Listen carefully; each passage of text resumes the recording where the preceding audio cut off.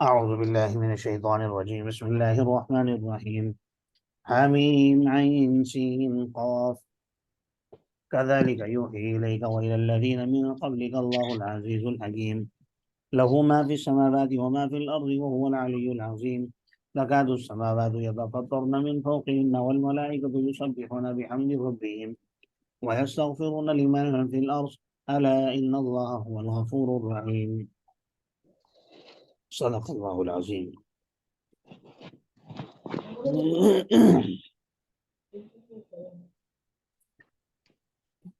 جیسا کہ میں نے عرض کیا تھا، جن صورتوں کے شروع میں حامیم آتا ہے انہیں حوامیم کہتے ہیں۔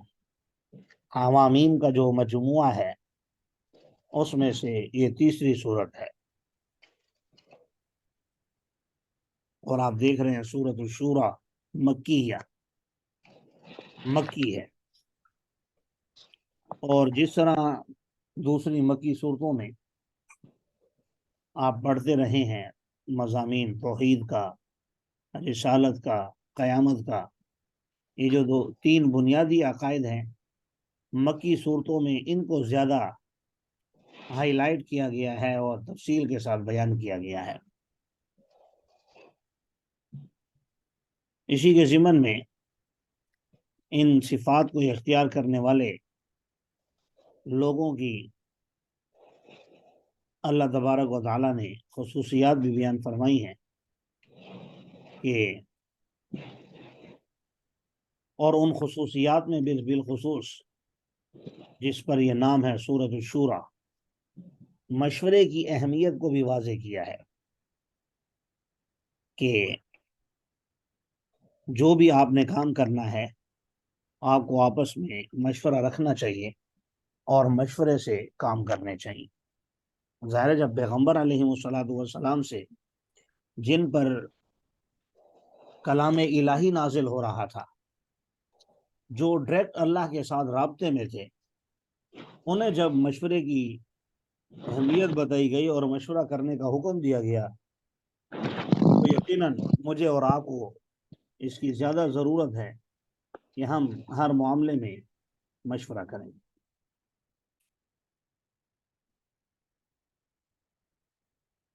حامیم عین سین قاف واللہ اعلم بمرادہ، اسی طرح وحی کرتا ہے اللہ تبارک و تعالی آپ کی طرف اور ان لوگوں کی طرف بھی جو آپ سے پہلے تھے، العزیز الحکیم، جو زبردست بھی ہے حکمت والا بھی ہے۔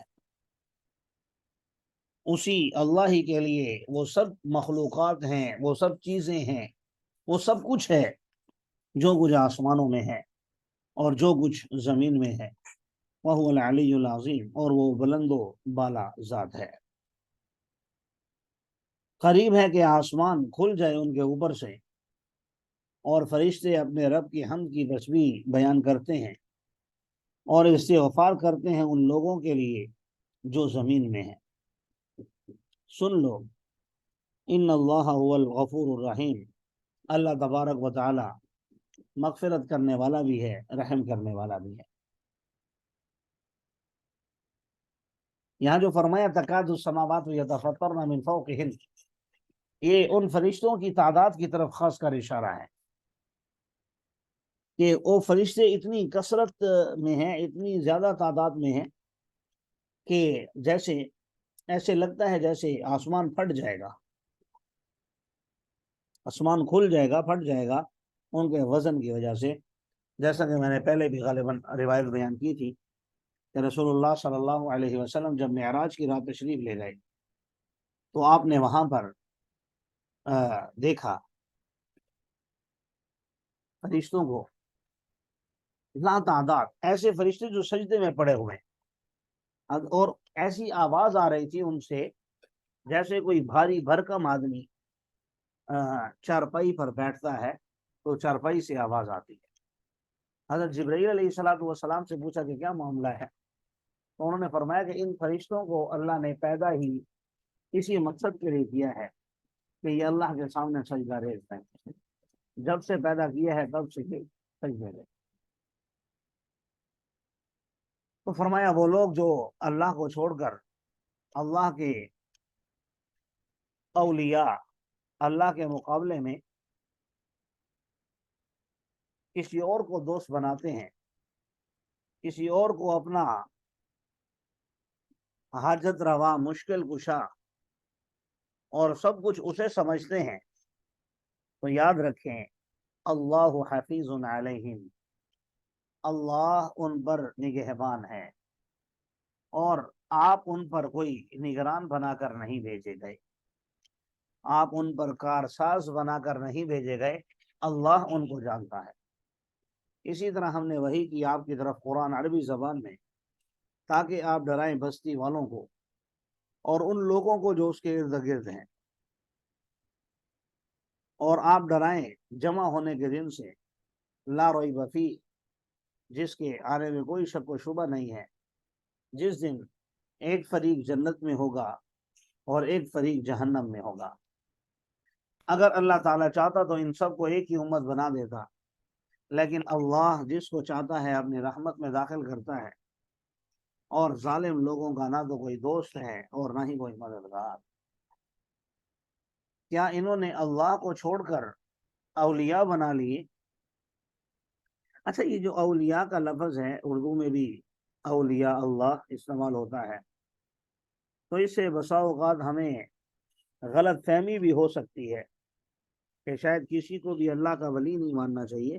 ایسا نہیں ہے۔ کسی ولی اللہ کے پاس بیٹھنا اور ان کی باتیں سننا اور ان کے ذریعے اللہ کا قرب حاصل کرنا، یہ چیزیں کوئی منع نہیں ہے۔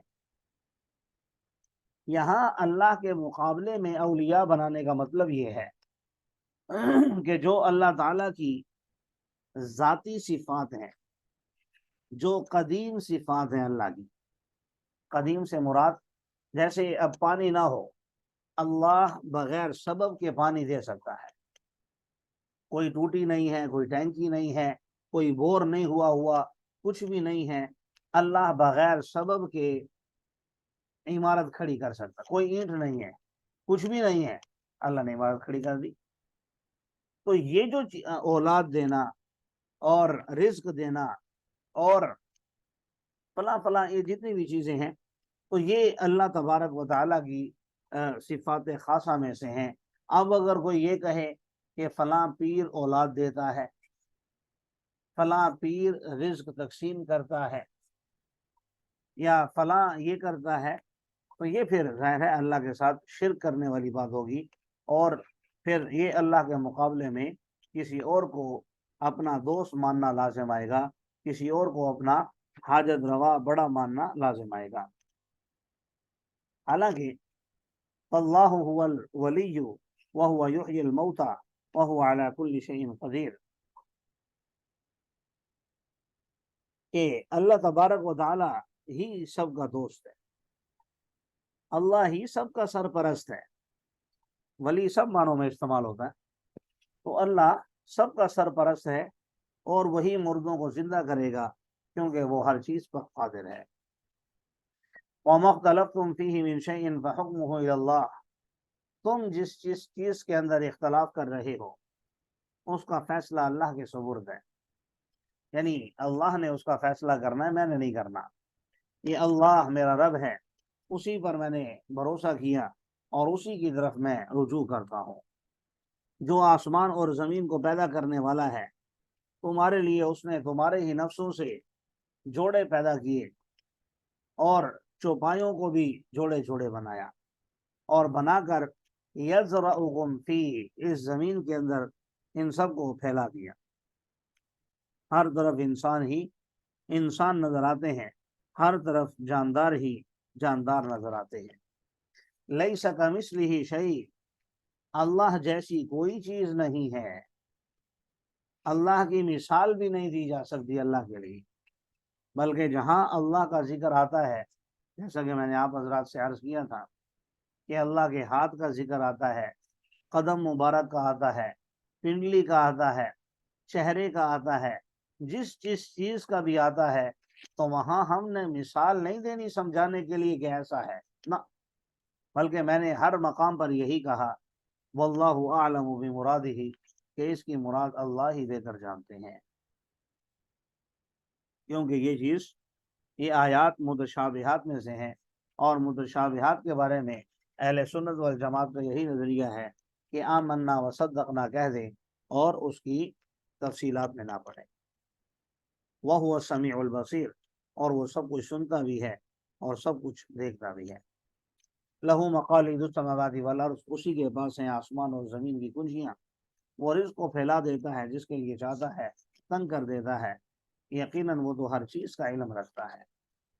شرع لكم من الدین ما وصى به نوحا والذی اوحینا الیک، اس نے مشروع کیا ہے تمہارے لیے وہ دین جس کی نوح علیہ السلام کو وصیت کی تھی، اور وہی دین، وہی شریعت ہم نے آپ کی طرف وحی کی، اور اسی کی ہم نے وصیت کی ابراہیم، موسیٰ، عیسیٰ علیہ السلام کو، کیا؟ ان اقیم الدین، کہ دین کو قائم کرو اور اس میں تفرقہ بازی سے کام مت لو۔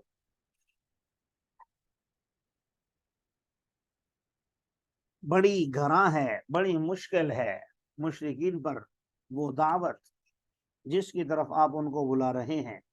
اللہ یجتبی الیہ من یشاء ویہدی الیہ من ینیب، اور اللہ چن لیتا ہے اپنی طرف جس کو چاہتا ہے، اور جس کو اور رہنمائی ہدایت دیتا ہے اپنی طرف اسے جو ہدایت حاصل کرنا چاہتا ہے۔ یہاں ایک تو ہمیں یہ بتا دیا کہ دین جو ہے وہ تمام انبیاء کا مشترکہ اثاثہ ہے۔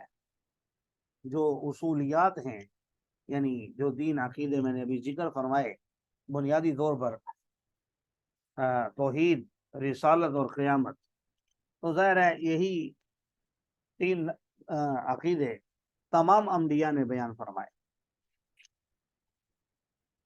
تو حضرت نوح علیہ السلام اور باقی انبیاء، حضرت ابراہیم، موسیٰ، عیسیٰ علیہ السلام، سب کو انہی چیزوں کا حکم دیا گیا، بلکہ رسول اللہ صلی اللہ علیہ وسلم نے اس کی وضاحت میں ارشاد فرمایا کہ تمام انبیاء آپس میں علاتی بھائی ہیں۔ علاتی بھائی کہتے ہیں جس کے جو باپ شریک بھائی ہوں، یعنی باپ ایک ہو اور مائیں الگ الگ ہوں۔ تو نبی کریم صلی اللہ علیہ وسلم نے فرمایا کہ انبیاء آپس میں علاتی بھائی ہیں۔ اب پھر اس کی وضاحت بھی فرمایا کہ ان سب کی جو دین ہے وہ سب کا ایک ہے، جو اصولیات ہیں وہ سب کی ایک ہے، یعنی توحید، رسالت اور قیامت، اور جو ان کی شریعتیں ہیں یعنی فروعی احکامات، حلال حرام ہونا، جائز ناجائز ہونا، نماز پڑھنا، روزہ رکھنا کس ترتیب سے کرنا ہے، یہ جو تفصیلات ہیں، اور فرمایا جو اصول ہیں ان کے ایک ہیں، اور جو ان کی شریعتیں ہیں وہ سب کی الگ الگ ہیں۔ اور ساتھ ہی یہاں پر فرمایا کہ مشرکین کو یہ دعوت بڑی گراں لگتی ہے، بڑی مشکل لگتی ہے جب آپ انہیں بلاتے ہیں۔ اور آخر میں ایک جملہ میں اس کی وضاحت کرتا ہوں۔ فرمایا اللہ یجتبی الیہ من یشاء، اللہ جسے چاہتا ہے چن لیتا ہے، اور جسے چاہتا ہے ہدایت دیتا ہے، اور اسے بھی ہدایت دیتا ہے جو اس کی طرف رجوع کرتا ہے۔ یہاں علماء نے ہدایت کے دو معنی لکھے ہیں، دو طریقے لکھے ہیں۔ ایک کو کہتے ہیں اراءۃ الطریق، راستہ دکھلا دینا۔ کسی کو راستہ دکھانے کے دو طریقے ہیں، ایک ہے اراءۃ الطریق،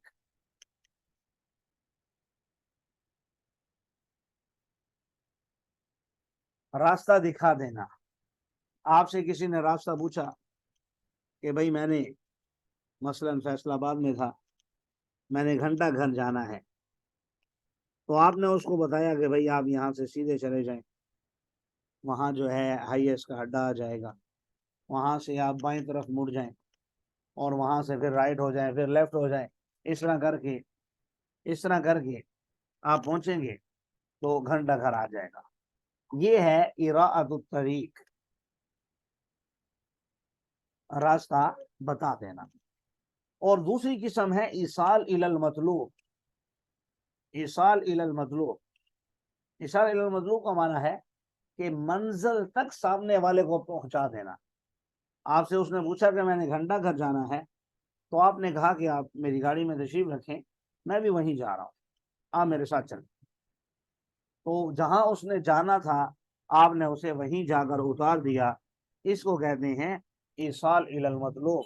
یہ بھی ہدایت دینے کا ایک طریقہ ہے۔ اب یہاں دیکھیے اللہ تعالیٰ نے اللہ یجتبی الیہ من یشاء، اس میں ایصال الی المطلوب کو بیان کیا ہے، اور ویہدی الیہ من ینیب، اس میں اراءۃ الطریق کو ذکر فرمایا ہے۔ باقی اس کی مثال میں اگر آپ دیکھنا چاہیں تو بہت ساری مثالیں آپ کو ملیں گی۔ عام طور پر تو اللہ کا قاعدہ یہی ہے کہ جو رجوع کرتا ہے اسے ہدایت دیتا ہے، لیکن بعض بندے ایسے ہوتے ہیں کہ یا تو ان کا کوئی والدین کا عمل ہوتا ہے جس کی وجہ سے اللہ ان کو چن لیتا ہے، یا اللہ ویسے ہی چن لیتا ہے کہ اس بندے کو میں نے ہدایت دینی ہے۔ اب اگر وہ ہدایت حاصل نہ بھی کرنا چاہے، اللہ اسے ہدایت دے کے رہتے ہیں۔ جیسے روایات میں اکرمہ بن ابی جہل کا واقعہ آتا ہے کہ جب مکہ میں آئے اور حضور صلی اللہ علیہ وسلم نے مکہ فتح کر لیا، تو کسی نے کہا کہ بھئی مان لے آؤ، اب بچنے کا چانس نہیں ہے۔ اس نے کہا کہ جس نے میرے والد کو قتل کیا ہے میں تو ان سے انتقام لوں گا، ان پر کبھی ایمان نہیں لاتا۔ وہاں سے آگے گئے تو کسی کشتی میں سوار ہوئے، سمندر میں، دریا میں، تو وہاں کشتی ڈگمگانے لگی، ہر طرف موجیں ہی موجوں نے گھیر لیا، ہوائیں تیز چل پڑی، موت سامنے نظر آنے لگی۔ اب کسی نے کہا کہ بھائی اب جو ہے نا محمد صلی اللہ علیہ وسلم کے رب کو پکارو، ایسے کام نہیں چلے گا۔ تو انہوں نے وہاں پھر دل میں تہیہ کیا کہ میں اب اگر یہاں سے زندہ سلامت نکل گیا تو رسول اللہ صلی اللہ علیہ وسلم کی بارگاہ میں حاضر ہو کر ایمان لاؤں گا۔ حالانکہ باپ اتنا بڑا کافر، ابو جہل اتنا بڑا کافر، لیکن اللہ نے بیٹے کو ہدایت دی اور وہاں سے یہ صحیح سلامت نکلے اور سیدھا آ کر ایمان لے آئے۔ اس کو کہتے ہیں اللہ یجتبی الیہ من یشاء، یعنی اللہ جسے چن لیتا ہے تو پھر اسے ہدایت دے ہی دیتا ہے۔ اور ایک یہ ہے عام روٹین، یہ ہے کہ جو رجوع کرتا ہے اسے ہدایت دیتا ہے۔ بہرحال اللہ تعالی ہمیں بھی ہدایت کے راستے پر چلنے کی توفیق عطا فرمائے۔ آپ لوگ آمین تو کہہ دیا کریں کم از کم۔ وما تفرقوا الا من بعد ما جاءهم العلم بغيا بينهم، اور انہوں نے تفرقہ بازی نہیں کی مگر بعد اس کے کہ ان کے پاس علم آ گیا، اپنے درمیان سرکشی کرتے ہوئے، ضد کرتے ہوئے۔ اگر آپ کے رب کی طرف سے کلمہ سبقت نہ کر چکا ہوتا ایک مدت متعینہ تک، تو فی الفور ان کے درمیان فیصلہ ہو جاتا۔ یقیناً وہ لوگ جو کتاب کے وارث بنائے گئے ان کے بعد ایسے شک میں مبتلا ہیں جو انہیں تردد میں ڈال دیتا ہے۔ بس آپ اسی طرح فَلِذَلِكَ فَادْعُ وَاسْتَقِمْ كَمَا أُمِرْتَ، بس آپ ان کو دعوت دیتے رہیں اور استقامت اختیار کریں جیسے آپ کو حکم دیا گیا ہے، اور ان کی خواہشات کی اتباع نہ کریں، اور آپ کہہ دیں آمنت بما انزل اللہ من کتاب، میں اللہ پر ایمان لایا، میں ایمان لایا اس چیز پر جو اللہ نے کتاب کی شکل میں نازل کی ہے، اور مجھے حکم دیا گیا ہے کہ تمہارے درمیان عدل کروں۔ اللہ ہی ہمارا اور تمہارا رب ہے، ہمارے لیے ہمارے اعمال ہیں، تمہارے لیے تمہارے اعمال ہیں، ہمارے اور تمہارے درمیان کوئی حجت بازی نہیں ہے۔ اللہ ہمیں جمع کرے گا اور اسی کی طرف ہم سب نے لوٹنا ہے۔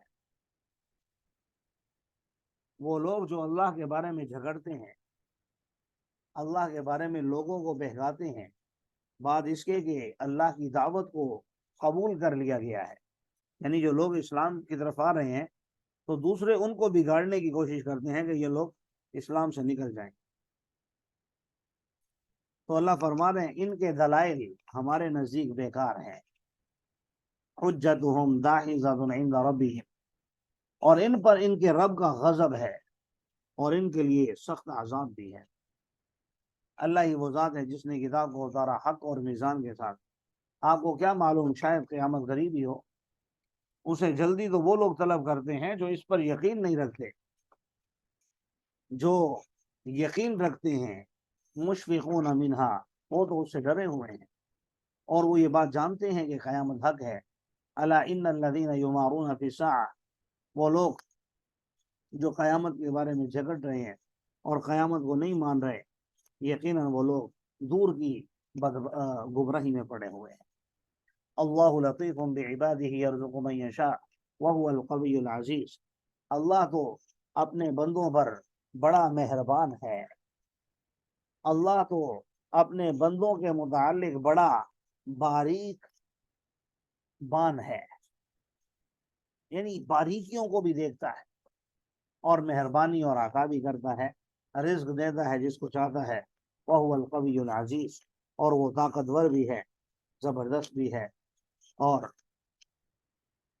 غلبہ غالب بھی ہے ہر چیز پر۔ اللہ تعالی ہمیں ان پر عمل کرنے کی بھی توفیق عطا فرمائے۔